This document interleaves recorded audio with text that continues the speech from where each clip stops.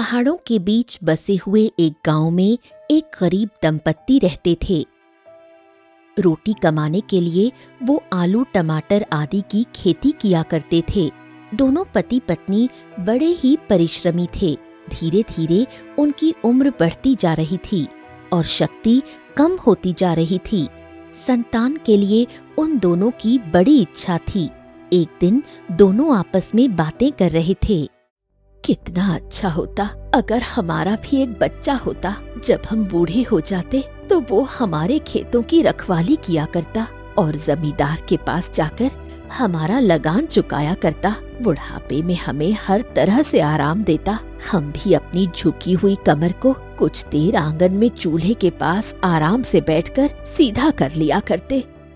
उन दोनों ने सच्चे दिल से नदी और पहाड़ों के देवता की प्रार्थना की।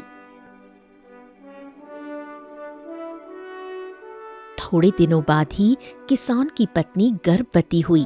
9 महीने बाद उसके बच्चा हुआ, लेकिन बच्चा इंसान का न होकर एक मेंढक था और उसकी लाल आंखें चमक रही थीं। बूढ़े ने कहा,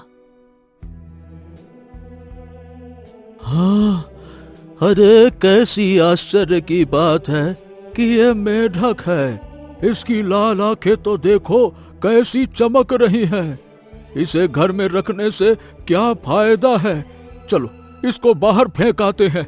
ये बड़ा खतरनाक लग रहा है। लेकिन पत्नी का मन उसे फेंकने का ना हुआ।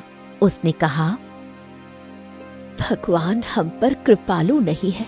उसने हमें बच्चे की जगह एक मेंढक दिया है, लेकिन अब तो यही मेंढक हमारा बच्चा है, इसलिए हमें इसको फेंकना नहीं चाहिए। मेंढक मिट्टी और तालाबों में रहता है। हमारे घर के पीछे जो जोहड़ है उसमें इसे छोड़ाओ, वही रह जाया करेगा। बूढ़े ने मेंढक को उठा लिया। जब वो उसे ले जाने लगा तो मेंढक बोला, माताजी पिताजी, मुझे तालाब में मत डालिए। मैं आदमियों के घर में पैदा हुआ हूँ और मुझे आदमियों की तरह ही रहना चाहिए। जब मैं बड़ा हो जाऊंगा तो मेरी शक्ल बिल्कुल आप जैसी हो जाएगी और मैं भी आदमी बन जाऊंगा। बूढ़ा आश्चर्यचकित हो गया। उसने अपनी पत्नी से कहा, हाँ, अरे देख रही हो कैसी अद्भुत बातें करता है ये तो बिल्कुल हमारी तरह बोलता है। लेकिन जो कुछ भी इसने कहा हमारे लिए तो वो अच्छा ही है। क्यों भाग्यवान? भगवान ने ज्योतियों करके तो हमें ये दिन दिखाए हैं।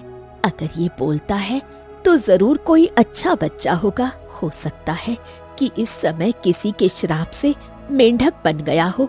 इसे आप यहीं रहने दीजिए। दोनों पति पत्नी बड़े दयालु थे और उन्होंने मेंढक को अपने साथ ही रख लिया। 3 वर्ष बीत गए।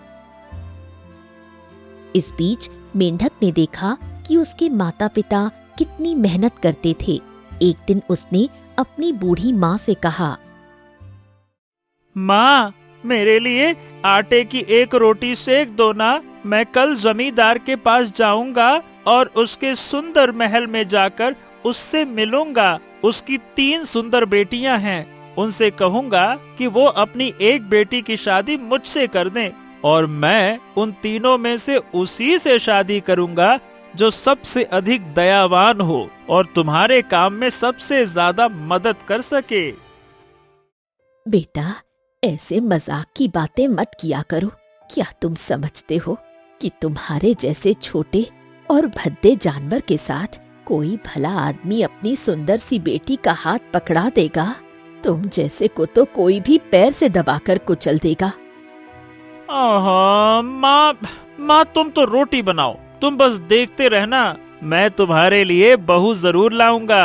हाँ, तुम बेफिक्र रहो माँ, बस देखती जाओ। बूढ़ी स्त्री अंत में राजी हो गई। अच्छा, मैं तुम्हारे लिए एक रोटी तो सेक दूंगी, लेकिन इस बात का ख्याल रखना कि उसके महल की नौकरानी तुम्हें भूत प्रेत समझकर तुम्हारे ऊपर राख न डाल दे। तुम बेफिक्र रहो माँ, बस देखती जाओ। अगले दिन बूढ़ी स्त्री ने एक बड़ी सी रोटी बना दी और उसे एक थैले में रख दिया।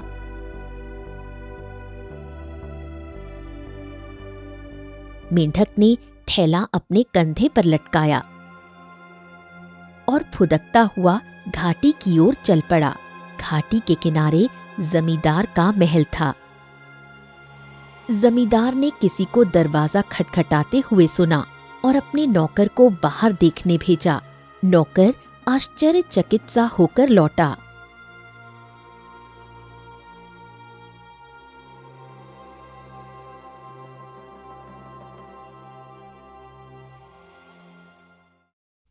मालिक, बड़ी अजीब सी बात है। एक छोटा सा मेढक आपके दरवाजे पर खड़ा आपको पुकार रहा है। मालिक, ये जरूर कोई भूत प्रेत है, इस पर राख डलवा दीजिए ना। जमींदार राजी नहीं हुआ। अरे अरे नहीं नहीं भाई रुको, ये जरूरी नहीं कि वो कोई भूत प्रेत हो। अरे भाई, मेढक पानी में रहते हैं, हो सकता है कि वो जल देवता के महल से कोई संदेश लेकर आया हो। सुनो, जिस प्रकार देवताओं की आव भगत की जाती है ना, उसी प्रकार उसके साथ करो। पहले उस पर दूध छिड़को, इसके बाद मैं खुद देखूंगा कि वो कौन है और मेरे राज्य में किस लिए आया है।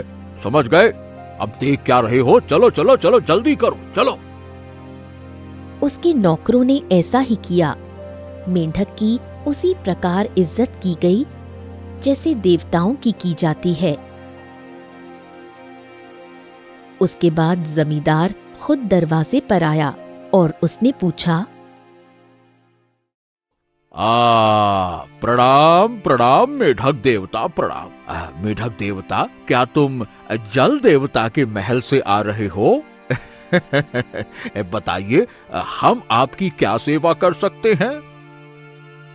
मैं जल देवता के महल से नहीं आ रहा, मैं तो अपनी ही इच्छा से आपके पास आया हूँ। आपकी सब लड़कियां अब विवाह के योग्य हैं। मैं उनमें से एक से शादी करना चाहता हूँ। मैं आपका दामाद बनने आया हूँ। आप मुझे उनमें से किसी एक का हाथ पकड़ा दीजिए। जमींदार और उसके सब नौकर मेंढक की इस बात को सुनकर बड़े भयभीत हुए। जमींदार बोला, हैं? अरे, ये तुम कैसी बेसिर पैर की बातें कर रहे हो? आईने में जरा अपनी सूरत तो देख लो। इतने भद्दे और बदसूरत हो कि तुम्हें कोई देखना पसंद ना करे, और तुम कहते हो कि मैं तुम्हें अपना दामाद बना लूं? अरे, कितने ही बड़े बड़े जमींदारों ने मेरी बेटियों से विवाह करना चाहा, लेकिन मैंने सबको मना कर दिया। फिर मैं कैसे एक मेढक से अपनी बेटी ब्याह दूं? जाओ जाओ, बेकार की बातें नहीं करो। चले आए मुंह उठाकर फालतू की बात करने, नहीं तो। तो इसका मतलब ये हुआ कि आप मुझसे अपनी बेटियों की शादी नहीं करेंगे। चलिए, कोई बात नहीं। अगर आप मेरी बात इस तरह नहीं मानेंगे तो मैं हंसना शुरू कर दूंगा। जमींदार मेंढक की बात सुनकर गुस्से में आग बबूला हो गया। अरे तेरी मेढक के बच्चे, तेरा दिमाग खराब हो गया है क्या? अगर हंसना है तो बाहर निकल जा और हंस, भयंकर हंस। मुझे क्या दिक्कत है? नहीं तो बड़ा आया हंसने की धमकी देता है। टांग पकड़कर घुमाकर फेंकूंगा ना, सारी हंसी बंद हो जाएगी। बात करता है। मेंढक ने हंसना आरंभ कर दिया।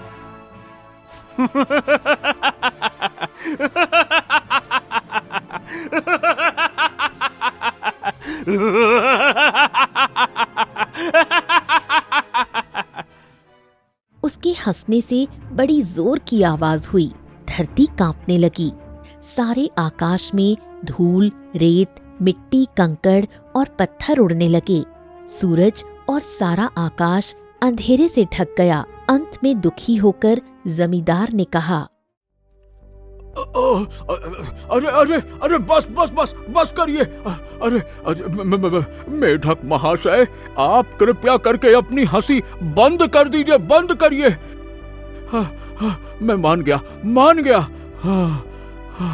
मैं अपनी सबसे बड़ी बेटी का विवाह आपके साथ कर दूंगा, बस करिए। मेंढक ने हंसना बंद कर दिया। धीरे धीरे पृथ्वी ने भी कंपन बंद कर दी और महल मकान आदि सब अपनी जगह स्थिर हो गए। जमींदार ने केवल भयभीत होकर ही अपनी बेटी मेंढक के हाथों में सौंप दी। उसने 2 घोड़े मंगवाए, एक अपनी बेटी के लिए और दूसरा उसके दहेज के लिए। जमींदार की बड़ी लड़की मेंढक से शादी करने के लिए बिल्कुल भी राजी नहीं थी। उसने अपने पास छिपाकर पत्थर के 2 टुकड़े रख लिए जो समय पर काम आए। अंत में जमींदार की बड़ी बेटी इतना नाराज हो गई कि एक बार जब मेंढक उसके काफी पास चल रहा था तो जमींदार की बेटी ने उसे पत्थर से मारने की कोशिश की, परंतु मेंढक फुदक कर बच गया। इस बात पर मेंढक को बहुत गुस्सा आया। इस बात से नाराज मेंढक उसे वापस छोड़ने उसके घर चल पड़ा। जब दोनों जमींदार के महल के पास पहुँचे तो मेंढक ने राजकुमारी को छोड़ दिया और खुद जमींदार के पास जाकर बोला, जमींदार साहब, हम दोनों की आपस में जरा सी भी नहीं बनती, इसीलिए मैं इसे वापस छोड़ने आया हूँ। आप मुझे अपनी दूसरी बेटी दे दीजिए जो मेरे साथ जाने को तैयार हो। मैं इसके साथ तो हरगिज नहीं रह सकता। हाँ। गजब बदतमीज आदमी हो तुम, जरा अपनी हैसियत का तो ख्याल रखो। एक तो तुम्हारी किस्मत इतनी अच्छी है कि एक लड़की मिल गई, उसमें भी इतने नखरे हैं। जमींदार ने गुस्से से चिल्लाकर कहा, मेरी बात कान खोल के सुनो। तुम मेरी बेटी को वापस लाए हो, इसीलिए मैं अपनी दूसरी बेटी तुम्हें कभी नहीं देने वाला। जानते हो, जमींदार हूँ मैं, जमींदार। क्या मुझे मजाक समझ रखा है क्या? अरे तुम इस तरह से मेरी बेटियों में से हर एक को देखना चाहते हो क्या? आजमाना चाहते हो क्या? अरे मेरी बेटी है बेटी, कोई खिलौना नहीं। चले आए मुंह उठाकर, बदसूरत, मनहूस, बदतमीज कहीं के। वैसे आपका गुस्सा देखकर मुझे समझ में आ रहा है कि आप राजी नहीं हैं। चलिए, अच्छी बात है, मैं तो प्यार से ही समझाता हूँ। चलिए, इस बार मैं हंसूंगा नहीं, इस बार मैं चिल्लाऊंगा। आप देखिए, मैं चिल्लाता हूँ। जमींदार ने सोचा, हैं, अगर ये चिल्लाता है तो कोई दिक्कत की बात नहीं है, बस इसका हंसना खतरनाक है। उसने चिढ़ते हुए कहा, हाँ, तो चिल्ला लेना, जितनी मन मर्जी उतना चिल्ला ले। तुम्हारी जरा जरा सी धमकियों से मैं डरने वाला नहीं हूँ, बड़ा आया चिल्लाने वाला। चिल्ला ले, फाड़ अपना गला, चिल्ला। और मेंढक ने चिल्लाना शुरू कर दिया।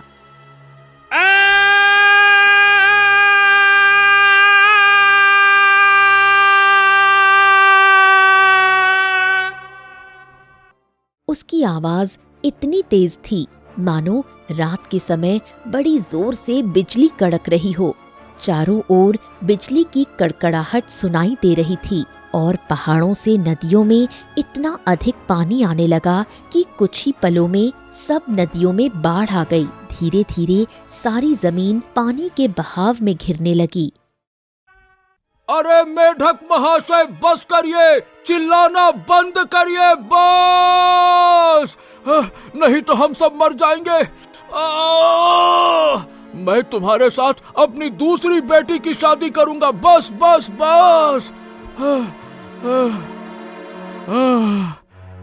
मेंढक ने तुरंत ही चिल्लाना बंद कर दिया और धीरे धीरे पानी नीचे बैठने लगा। जमींदार ने फिर अपने नौकरों को आदेश दिया, ए भाई, जा 2 घोड़े अस्तबल से निकाल कर लेकर आओ, एक राजकुमारी के लिए और दूसरा उसके दहेज के सामान के लिए। जाओ निकाल कर ले आओ।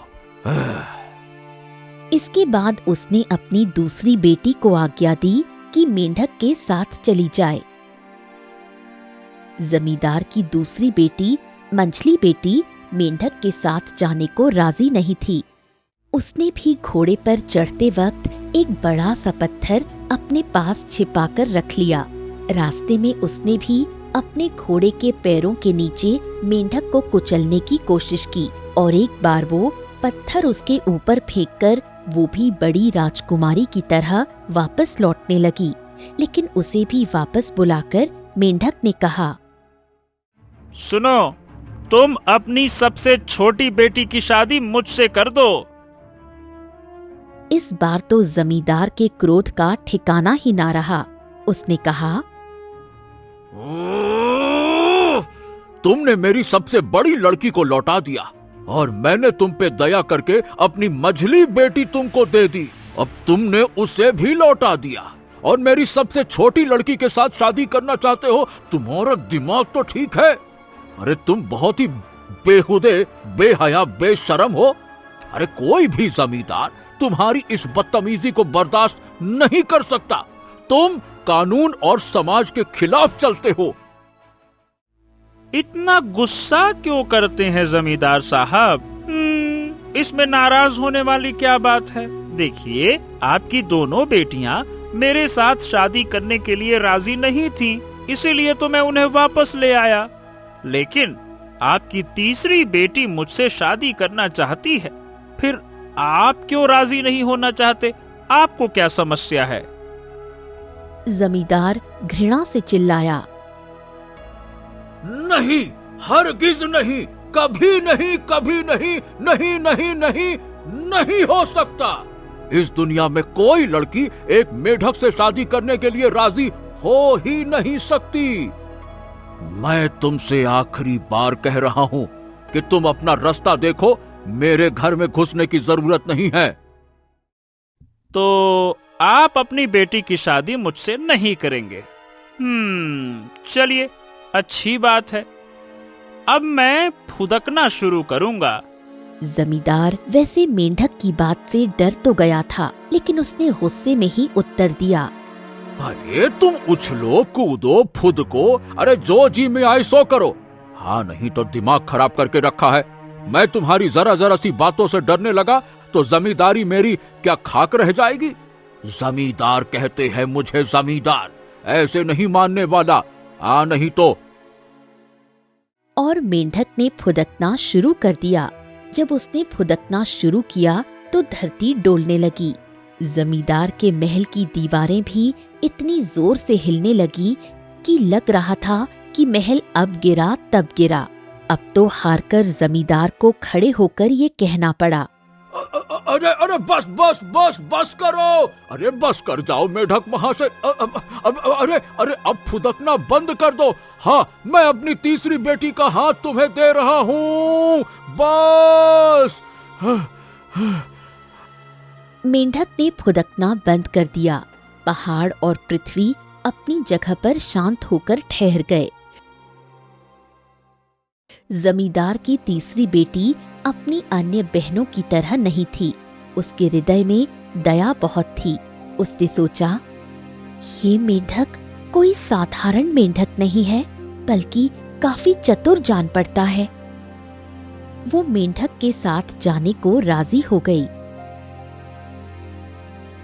मेंढक उसे घर ले आया। जब मेंढक की मां दरवाजे पर उन्हें लेने आई तो उसके आश्चर्य का ठिकाना न रहा। उसने सोचा, मेरा भद्दा और छोटा सा बेटा कितनी सुंदर बहू ले आया है। लड़की बहुत काम करने वाली थी और रोज अपनी सास के साथ खेत पर काम करने जाती। उसे उसकी बूढ़ी सास इसलिए बड़ा प्रेम करती थी। लड़की भी अपनी सास की बहुत इज्जत किया करती थी। दोनों बहुत सुखी थीं। पतझड़ का मौसम आया। गांव में हर साल घोड़ों की एक बहुत बड़ी दौड़ हुआ करती थी। इस बार मेंढक की मां की भी इच्छा थी कि बेटा, मैं चाहती हूँ कि तुम भी इस बार हमारे साथ घोड़ों की दौड़ देखने चलो। माँ, रास्ते में बहुत से पहाड़ और नदी नाले पार करने पड़ते हैं। तुम ही चली जाओ, मैं कहाँ कहाँ जाऊंगा। और मेंढक घर पर ही रह गया। घर के और सभी लोग घोड़ों की दौड़ देखने के लिए चले गए। घोड़ों की दौड़ का मेला 7 दिन तक लगा रहता था। आखिरी 3 दिनों में घोड़ों की दौड़ हुआ करती थी। रोज जो भी आदमी जीत जाता उसकी बड़ी इज्जत होती और लोग उसे अपने यहाँ बुलाकर दावत दिया करते थे। घोड़ों की दौड़ के तीसरे दिन जब आखिरी दौड़ शुरू होने ही वाली थी, एक नवयुवक बहुत ही कीमती पोशाक पहने हुए घोड़े पर सवार होकर वहां आया। क्या मैं घोड़ों की दौड़ में भाग ले सकता हूँ? हाँ हाँ, क्यों नहीं, आप ले सकते हैं। जब उसने लोगों से आखिरी घोड़े की दौड़ में भाग लेने के लिए अनुमति मांगी तो सब उसकी ओर देखने लगे। जब घोड़ों की दौड़ शुरू हुई, ऐसा प्रतीत होता था कि उसका घोड़ा मैदान में नहीं बल्कि हवा में दौड़ रहा हो और उस दिन आखिरी घोड़ों की दौड़ में जीत उसी की रही। लेकिन जैसे ही शाम हुई, वो घुड़सवार बिना किसी से कुछ कहे चुपचाप अपने घोड़े पर चढ़कर उस गांव की ओर चल दिया जहां से मेंढक की माँ और बहू आए थे। मेंढक की पत्नी सोचती रही, वो घुड़सवार कौन है, कहाँ से आया था और कहाँ चला गया। मैं तो उसकी सुंदरता और उसके पुष्ट शरीर पर मुग्ध हो गई हूँ। आखिर उसका नाम क्या है और दिन छिपते ही वो इतनी जल्दी क्यों चला गया। हो सकता है शायद घुड़सवार बहुत दूर रहता हो। जैसे ही मेंढक की पत्नी माँ घर पहुँचे, उन्हें मेंढक दरवाजे पर खड़ा मिला। उन्होंने जैसे ही घोड़े की दौड़ की बातें सुनानी शुरू की तो मेंढक आगे आगे सब बताने लगा। क्या मेंढक सब बातें पहले से ही जानता है और उस सुंदर घुड़सवार की भी बातें जानता है जिसने आज घोड़ों की दौड़ जीती थी। अगले साल फिर पतझड़ के दिनों में घोड़ों की दौड़ हुई। मेंढक की पत्नी माँ फिर घोड़ों की दौड़ देखने के लिए गए। फिर जब घोड़ों की दौड़ शुरू हुई तो सब लोग उस सुंदर से राजकुमार का इंतजार करने लगे और सोचने लगे, अगर इस बार वो राजकुमार आए तो जरूर उसका नाम धाम पूछ लेंगे। वो कहाँ रहता है और किस जमींदार के गांव में रहता है, ये पूछे बिना उसे इस बार नहीं जाने देंगे। घोड़ों की दौड़ के आखिरी दिन जब आखिरी दौड़ हो रही थी, वो राजकुमार सा दिखने वाला युवक अपने घोड़े पर बैठकर वहां फिर आया। वो एकदम ऐसे आया मानो आकाश से उतरा हो। लोग उसे देखकर आश्चर्यचकित रह गए और इस बार लोगों ने फिर देखा कि वो घोड़ों की दौड़ में जीत गया था। लेकिन दिन छिपते ही उसने फिर बिना किसी से कुछ कहे अपने घोड़े को एड़ लगाई और मैदान से भाग निकला। जब मेंढक की पत्नी और माँ घर आईं तो उन्हें ये देखकर बड़ा आश्चर्य हुआ कि इस बार फिर मेंढक को सब बातें मालूम थीं। जब वो घोड़ों की दौड़ में जाता नहीं तो उसको सब बातें मालूम कैसे हो जाती हैं? उस घुड़सवार को दिन छिपने से पहले ही क्यों जाना पड़ता है? वो हमारे घर की तरफ ही क्यों जाता है? क्या इस दुनिया में सचमुच ही ऐसा कोई घुड़सवार हो सकता है? फिर मेंढक को उसके बारे में सब बातें कैसे मालूम चल जाती हैं?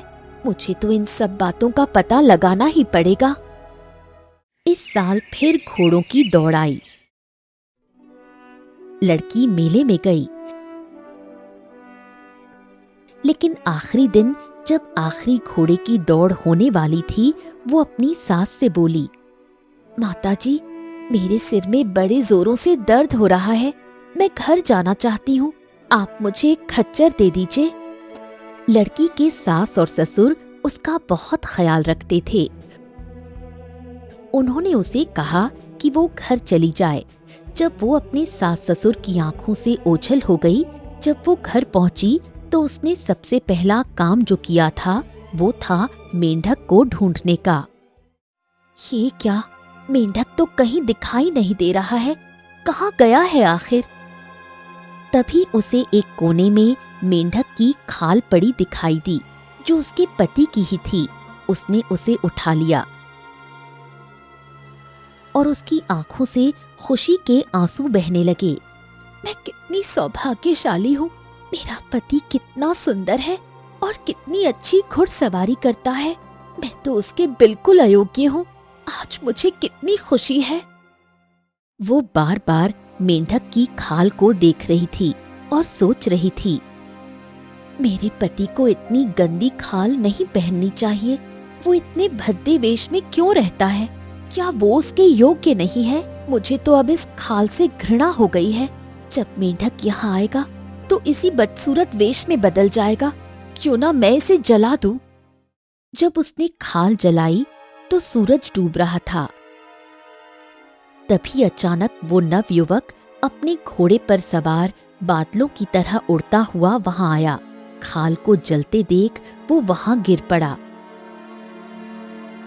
लड़की ने उसे उठाया। तुम इतने अच्छे आदमी हो और इतनी बढ़िया घुड़सवारी करते हो। तुम बहुत अधिक चतुर हो गई थी।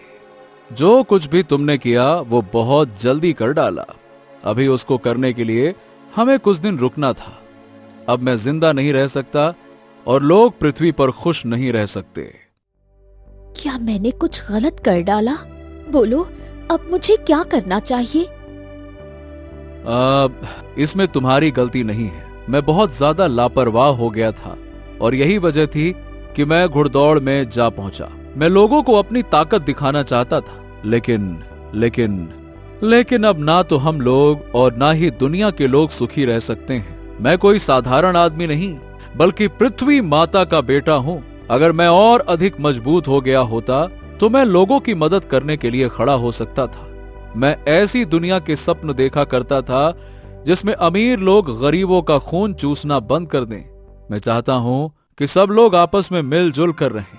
अभी तक मुझ में इतनी शक्ति पैदा नहीं हुई कि मैं रात की ठंड को अपनी मेढक की खाल से सह सकूं। इसीलिए दिन निकलते ही मैं मर जाऊंगा। जब मैं धीरे धीरे इतना बड़ा हो जाता कि लोगों की सेवा कर सकता तो मेरे शरीर में इतनी शक्ति पैदा हो जाती कि मैं बिना मेढक की खाल के रह सकता था।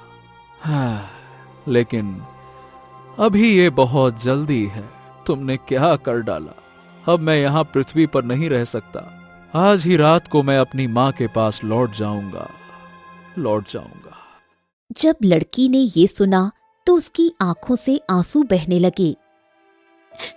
तुम नहीं मर सकते। मुझे विश्वास नहीं होता कि तुम मर जाओगे। नहीं, मैं तुम्हें मरने नहीं दूंगी। प्रिय, तुम इतना दुखी मत हो।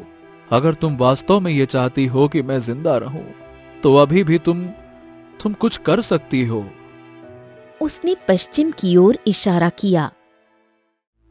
लेकिन ये केवल भगवान की इच्छा और उनकी अनुमति से ही किया जा सकता है।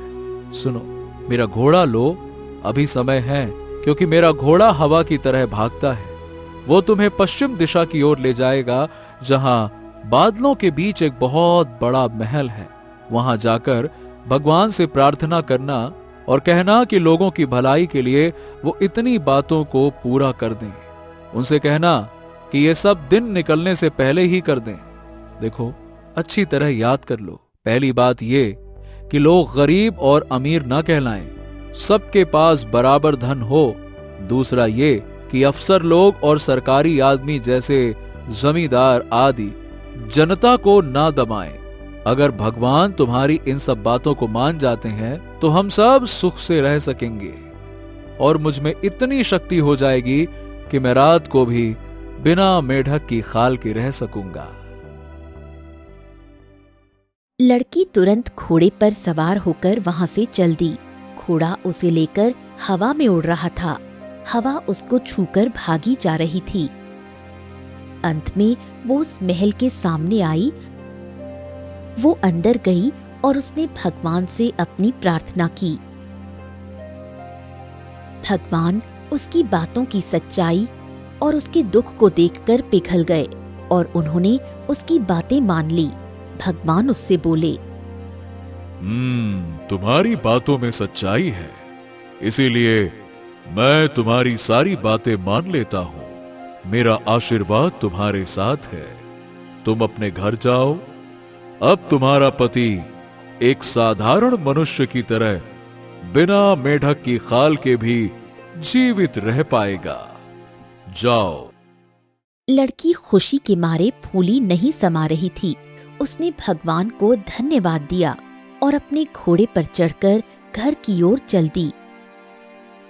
जब वो घर पहुंची तो उसने देखा कि उसका पति एकदम स्वस्थ है और अब उसके माता पिता भी बहुत खुश थे। इस तरह लड़की और उसका पति एक खुशहाल परिवार की तरह अपना जीवन बिताने लगे।